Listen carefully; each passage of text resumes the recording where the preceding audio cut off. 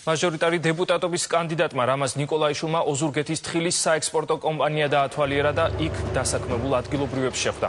ნაციონალური მოძრაობის კანდიდატმა სამუშაო პროცესშიც მიიღო მონაწილეობა. ოზურგეთის თხილის ქარხანა უკვე მესამე წელია ფუნქციონირებს და წელიწადში 2000 ტონა თხილს ამუშავებს. ჩემი მოწინააღმდეგე არის თქვენი პრობლემები. შემოსავალი და მნიშვნელოვანია ოზურგეთში დღეს თხილის ჩამბარებელ და გადამამუშავებელ ქარხანაში ვიმყოფებით. მნიშვნელოვანია, იმიტომ რომ ახლა ეს პერიოდია თხილის ჩამბარების და ეს არის პროდუქტი, რომელმაც შანშან ერთ-ერთი ყველაზე დიდი შემოსავალი მოუტანა საქართველოს. ამიტომ დღეს მობილიზებული არიან ამ ქარხანაში ადამიანები.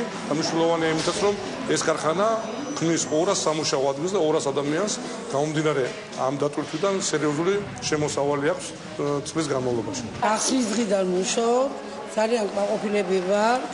პრიორიტეტის კანდიდატს შევხვდით დღეს და გაგვაცნო მისი გეგმები. დაარსების დღიდან აქ მუშაობ. დღეს შევხვდით ჩვენი რაიონის კანდიდატს.